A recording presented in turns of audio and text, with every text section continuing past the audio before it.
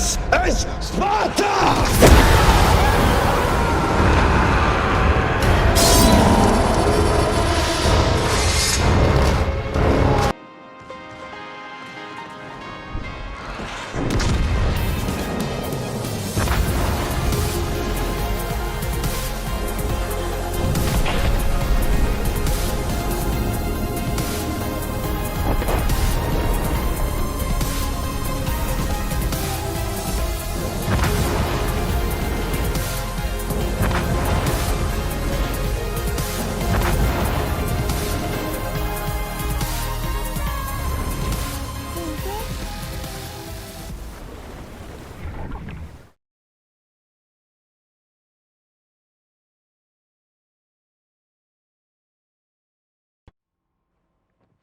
Hey, what's going on, fellow captains? It's Muse. So today we have a battle on riposte in the Louisiana. The hybrid lines have been very interesting. I've been having a lot of fun with them. They bring some tactical advantages that you can't really get with anything outside of a carrier. So yes, very fun line. You can make things happen that without a carrier would not really be possible. So what you're going to see out of my torpedo drops is I don't use them for damage in this battle. I actually use them in a tactical sense, and I'll explain what I'm doing when I drop. So yeah, short game. Somebody turned off crossplay. I don't want to make accusations. I have a good idea of who it may have been. But yeah, we're not going to make accusations. But we all know how much I love crossplay off. I don't. It's not a thing I enjoy. So each team is going to have 2 DDs. They are going to have 2 cruisers and 1 battleship, and we are going to have 1 cruiser and 2 battleships. Now, early on, there's nobody spawned on Charlie. For us, our spawns are Bravo and Alpha. And with that, we'll get the battle started, get rolling here. My initial thought process is I want to stay towards the middle of the map. There you can see the rosters of who is what.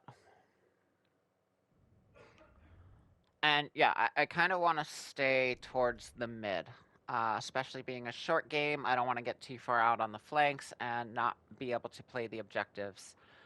So being, you know, a fat, slow battleship, I kind of want to keep to where I can affect this battle. And that is going to end up playing out by the end of this. Kind of the right call. So we have a Shima out in front of us. And early on in this battle, Shima and their Kitakaze are basically going to trade in this Bravo cap, so each team's going to go down 1 DD, which is fine. It's a 1-for-1, so it doesn't put anybody at a disadvantage. 2 torp boats going at it. There's kind of only one way that ends. Everybody gets a torp. So yeah, we're going to slide up to this corner here. There's the first spot. It's Colombo doing some creepy stuff back out there. I'm guessing he doesn't take a whole lot of damage off this. I'm guessing he saw those shells coming and avoids them.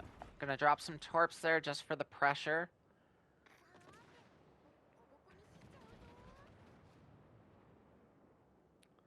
It's gonna force him to take some evasive actions and take him out of the fight for a second here.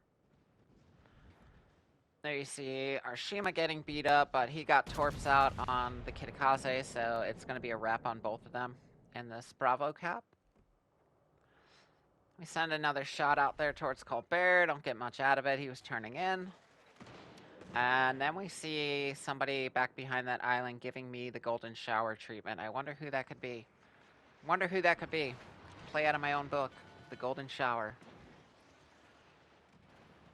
So we know where Colbert is now. We're going to back up out of that. We drop spot. And fortunately, with the flight time of Colbert shells, it's going to take a minute before they stop raining in. So we got a single fire. We DC that. We're dark. We're hidden. About to have planes back in 20 seconds. I had a nice little shot on this Columbo, but I didn't want to open, like I was dark.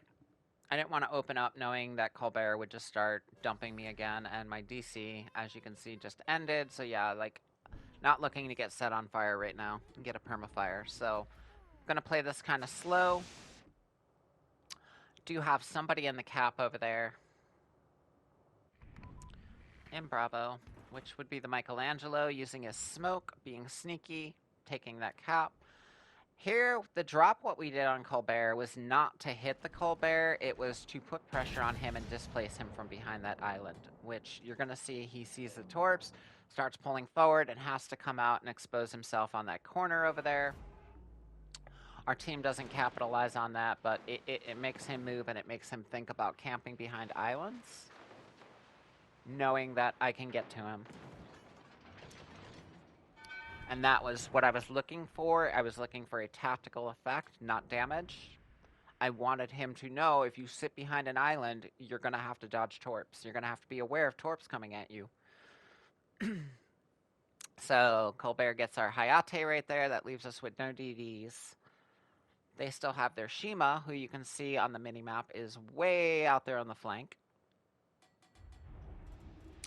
Now, what I'm going to do here is start moving up into this Bravo cap.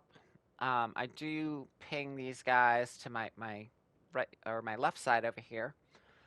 And I asked them for assistance, and the reason I asked them for it is I don't need their help in Bravo cap. What I need is for them to get off of that flank and come towards Bravo. I'd rather, with the Shima way out there at a play like that, and you know he's going to want to turn Alpha cap, like he'll be a minute coming back into the fight. So I want these guys to come Bravo Charlie side, so that they're safe from being spotted. They're safe from Shima torps. I think the cruiser ends up doing it. I don't think the battleship does. So yeah, we're going to start sneaking into the Bravo cap here. I'm about to send more planes, and once again, I'm not looking for damage. I'm looking for a tactical advantage. So at first, I think about dropping the Colbert to displace him again. But then I change my mind, and I decide to put a little pressure on that Shima out there and let him know I know where he is, and I'm thinking about him. And you're going to see how close I actually get to the Shima, just blind dropping off his last spot. So there's looking for the Colbert. Now we're going to look for the Shima. And there's his smoke. And yeah, we're just gonna send torps just to let him know we're thinking. Like, we don't expect to get anything out of that, but now he knows. And watch my planes. Watch my planes. They take AA damage off the Shima. That means those planes, like, Shima doesn't have good AA, so that means those planes got extremely close to that Shima. And yeah, he knows now. I know exactly where he is, which is probably an uncomfortable feeling for the Shima. Michelangelo pops up. We were waiting on that, and goodbye, Michelangelo. GG's. Off to the Shadow Realm.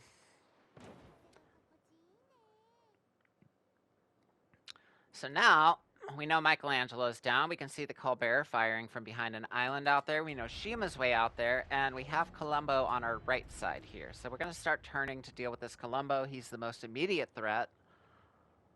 Hoping we can get this cap, but that Colbert is going to push the corner, get a spot on me, and they're going to be able to get resets on me.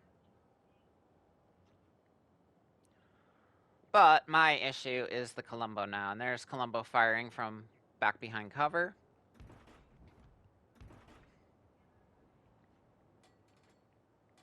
And again, I'm not going to use my torps for damage here. I'm going to use them in a tactical sense. And what I would like to do with these torps is force this Columbo to come out from cover. So I'm not going to drop them where, you know, I might get a hit on him and then he can stay behind cover. I'm going to drop them where he has no choice but to hit his throttle and go forward. And once he does that, battleships don't stop on a dime, and both him and I know, like, once he starts going forward to dodge the torps, that he's going to drift past that corner if he tries to hit the brake. So he's not going to try to hit the brake. He's going to smoke up and go across that gap, which is ideal for me because I didn't want to go around. I didn't want to be the one to come around the corner and get blasted. So now I've displaced him with the torpedoes. He no longer has the advantage of that corner. And when we actually end up getting a spot on him, he's going to be, instead of having his front guns pointed straight at us, he's just going to have his rear guns, and his front guns are not going to be on target. So either a proxy from the Columbo or a spot from the Shima right here. So he can see me. His secondaries are getting me. But not going to matter. Score a nice little hit there. And then this cruiser player here is going to be a legend. No HP, and he's going to trade for a half health Columbo, and that's going to save me some HP, which, when you see how much HP I end this battle with, that was a huge play. That was game right there. That guy just literally won us the game with that play, that ram. Had I had to sit there and trade with Columbo, I wouldn't have had the HP to finish this off. So yeah, that's a massive, massive, massive play. I'm going to drop Torps in this gap. There's Shima's last spotted with smoke. Don't think I'm going to hit him, but again, it's applying pressure. He knows I kind of know where he is. And that's the intended effect I'm looking for. Again, not looking for damage, just looking to apply pressure on him and let him know I kind of know where you are. And you can see he hit the cap just as those Torps came down.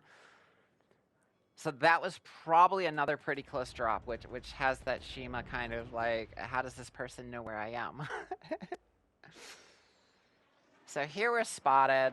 We almost get the cap, and then Colbert is like, you're not getting it. Here's a reset. Here's a reset for you. So we had HE loaded for the Shima. We're just going to go ahead and drop it on Colbert. And Colbert's just going to do Colbert things, give me that golden shower treatment again. And now I want to turn back in because I know Shima's coming across this cap. I know I'm probably going to take Torps going through this gap, but I'm about to have my DC ready again, and I'm kind of hoping we can catch Shima a little bit off guard. Now, the last spot he has right there, he sees me turning, and I think he kind of hesitates here because he's not sure which corner of this island I'm going to end up coming off. He does torp this gap again. So I think he reasonably suspects this is the gap I'm going to pop up out of, but he wasn't sure and he hesitated, and that causes him to be in spotting range when I come off this corner, and that's bad news for the Shima, especially with a reload build. It's not going to take me that long before I have my next shots up. We had AP for the Colbert, so that's like twice in a row now. We've had the wrong ammo for the wrong ship. But it ends up working out. We're going to get Shima off the board here. And we know that we don't have to worry about Torps because we saw all three of his racks just a moment ago. And that leaves Colbert. And this is going to be the grand finale right here. Take a big blast with the rear guns. We get 3 overpens. That could have been the end of the game right there, but RNG said no. That is not going to be the end of the game. So we're going to swing it around. You can see he's APing us in the side there. So we're going to get oriented where that AP is not going to do a whole lot of us and start bringing that rear gun around. And we're hoping for a nice RNG roll here. Like, give it to me, give it to me. Pow. Good night. Go to sleep. And that's going to be game. That's all I have for you, fellow captains. I appreciate you. I will catch you next time. Good hunting, fair seas. Take care. Bye. He gotta go, me a mile. He gotta go, Paul Hero, be down the bayou. And easy bomb, the sweetest one, me a mile. Some of the gun well,